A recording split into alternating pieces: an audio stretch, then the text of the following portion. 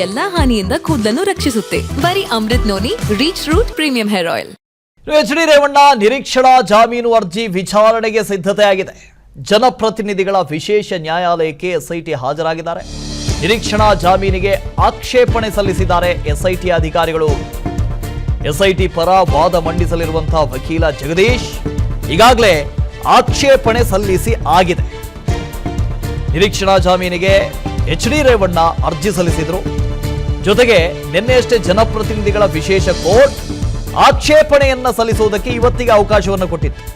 ಇವತ್ತು special public prosecutor ಆಕ್ಷೇಪಣೆಯನ್ನು ಸಲ್ಲಿಸುವವರಿದ್ದಾರೆ, ಈಗಾಗಲೇ ಸಲ್ಲಿಸಿದ್ದಾರೆ ಕೂಡ.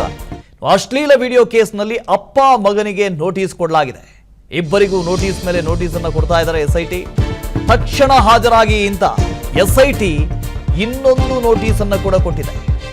ಜರ್ಮನಿಯಿಂದ ಹಾರಿ ದುಬೈನಲ್ಲಿ ಪ್ರಜ್ವಲ್ ಜಾಲಿಯಾಗಿ ಟ್ರಿಪ್ ಮಾಡ್ತಾ ಇದ್ದಾರೆ. ಇನ್ನೊಂದು ಕಡೆ ಪ್ರಜ್ವಲ್ ಅಪ್ಪ ಎಚ್.ಡಿ. ರೇವಣ್ಣ ನಾಪತ್ತೆಯಾಗಿದ್ದಾರೆ. ಬೆಂಗಳೂರು ಹಾಸನ ಅಂತ ಓಡಾಡ್ತಾ ಇದ್ರು. ಈಗ ನಾಪತ್ತೆಯಾಗಿದ್ದಾರೆ. ಎಲ್ಲಿ ಹೋಗಿದ್ದಾರೆ ಏನ್ ಕತೆ ಗೊತ್ತಿಲ್ಲ. ನಿರೀಕ್ಷಣಾ ಜಾಮೀನು ಕೋರಿ ಅರ್ಜಿ ಸಲ್ಲಿಸಿರುವಂತಹ ರೇವಣ್ಣ, ಕೆಲ ಹೊತ್ತಲ್ಲೇ ರೇವಣ್ಣ ಜಾಮೀನು ಅರ್ಜಿಯ ವಿಚಾರಣೆ ಆಗುತ್ತೆ.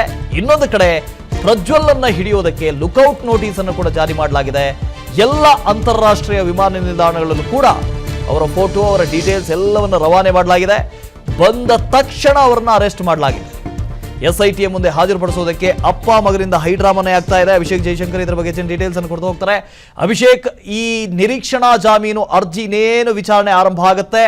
ಎಷ್ಟು ಹೊತ್ತಿಗೆ ವಿಚಾರಣೆ ಆರಂಭ ಆಗಬಹುದು? ಇನ್ನೊಂದು ಕಡೆಯಿಂದ ಎಚ್.ಡಿ. ರೇವಣ್ಣ ಎಲ್ಲಿ ಹೋದ್ರು ಅಂತ ಅವರು ಕಾಣಿಸ್ತಾ ಇಲ್ಲ. ನನ್ನ ಜೀವನದಲ್ಲಿ ನಾನು ಮಾತ್ರವಲ್ಲ, ನನ್ನ ಕೂದಲು ಕೂಡ ಆಗಿರ್ಬೇಕು ಸ್ಟ್ರಾಂಗ್ ಅಂಡ್ ಸ್ಟೈಲಿಶ್.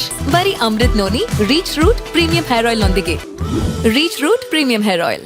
ಈಗಾಗಲೇ ಏನು ನಿರೀಕ್ಷಣಾ ಜಾಮೀನು ಅರ್ಜಿಯನ್ನು ಸಲ್ಲಿಕೆ ಮಾಡಿರುವಂತಹ ಒಂದು ಕಾರಣದಿಂದಾಗಿ ಆದಷ್ಟು ಬೇಗ ಅಂದ್ರೆ ಇನ್ನೇನು ಕೆಲವೇ ಕ್ಷಣಗಳಲ್ಲಿ ಅದರ ಒಂದು ಪ್ರೊಸೆಸ್ ಏನಿದೆ ಅದು ಕೂಡ ನಡೆಯುವಂತಹ ಒಂದು ಸಾಧ್ಯತೆಗಳು ಕೂಡ ಇದೆ. ಇಲ್ಲಿ ಅವರಿಗೆ ನಿರೀಕ್ಷಣಾ ಜಾಮೀನು ನಿರಾಕರಿಸೋದಕ್ಕೆ ಎಸ್ಐಟಿ ಅಧಿಕಾರಿಗಳು ಯಾವ ರೀತಿ ಆಕ್ಷೇಪಣೆಯನ್ನ ಹಾಕ್ತಾರೆ ಅನ್ನೋದ್ರ ಮೇಲೆ ಡಿಪೆಂಡ್ ಆಗಿರುವಂಥದ್ದು. ಈಗ ಸದ್ಯ ಈ ಒಂದು ಪ್ರಕರಣ ಏನಿದೆ ಸಾಕಷ್ಟು ಒಂದು ಗಂಭೀರತೆಯನ್ನು ಪಡೆದುಕೊಂಡಿದೆ. ಅದು ಅಲ್ಲದೆ ಮೈಸೂರಿನಲ್ಲಿಯೂ ಎಚ್.ಡಿ. ರೇವಣ್ಣ ವಿರುದ್ಧ ಒಂದು ಕಿಡ್ನಾಪಿಂಗ್ ಕೇಸ್ ರೀತಿಯಲ್ಲಿ ಮತ್ತು ಬ್ಲ್ಯಾಕ್ ಮೇಲ್ ಮಾಡಿರುವಂತಹ ಒಂದು ಕೇಸ್ ಅಲ್ಲಿ ಕೂಡ ದಾಖಲಾಗಿದೆ. ಅಂದ್ರೆ ಈ ರೀತಿಯಾಗಿ ಮತ್ತೆ ಕೇಸ್ ದಾಖಲಾಗ್ತಾ ಇದೆ.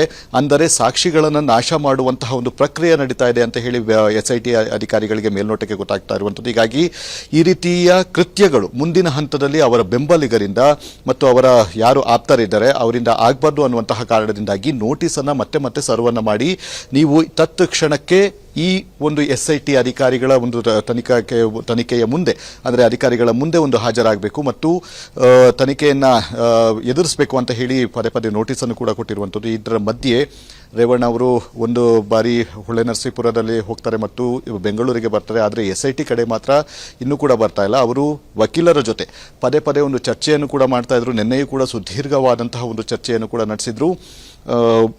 ನಾವು ನಿರೀಕ್ಷಣಾ ಜಾಮೀನು ಅರ್ಜಿ ಸಲ್ಲಿಸಿದ ಬಳಿಕ ಅಂದರೆ ನಿರಾಕರಣೆ ಆದಂತಹ ಪಕ್ಷದಲ್ಲಿ ಮುಂದೆ ಯಾವ ರೀತಿಯಾದಂತಹ ಒಂದು ಕ್ರಮವನ್ನು ಕೈಗೊಳ್ಳಬೇಕು, ಅಂದರೆ ಕಾನೂನು ಹೋರಾಟವನ್ನು ಮಾಡಬೇಕು ಅಥವಾ ಮುಂದೆ ಏನು ಮಾಡಬೇಕು ಅಂತ ಹೇಳಿ ಹಿರಿಯ ವಕೀಲರ ಜೊತೆಯೂ ಕೂಡ ಸಾಕಷ್ಟು ಒಂದು ಚರ್ಚೆಯನ್ನು ಕೂಡ ನಡೆಸಿದ್ದಾರೆ. ಹೀಗಾಗಿ ಸದ್ಯ ಎಲ್ಲವೂ ಕೂಡ ಅಂದರೆ ಅವರು ಬೆಂಗಳೂರಿನಲ್ಲಿ ಇದ್ದಾರೆ ಅನ್ನುವಂಥದ್ದು ಕೂಡ ಎಸ್ಐಟಿ ಅಧಿಕಾರಿಗಳಿಗೆ ಗೊತ್ತಿದೆ ಮತ್ತು ಹೊಳೆನರಸೀಪುರ ಗೊತ್ತಿದೆ. ಆದರೆ ಎಸ್ಐಟಿ ಅಧಿಕಾರಿಗಳ ಬುಲಾವ್ಗೆ ಅವರು ಬರ್ತಾ ಇಲ್ಲ ಅಂತ ಹೇಳಿ ಈಗ ಮತ್ತೊಂದು ನೋಟಿಸ್ ಅನ್ನು ಹೊರಡಿಸಿರುವಂಥದ್ದು.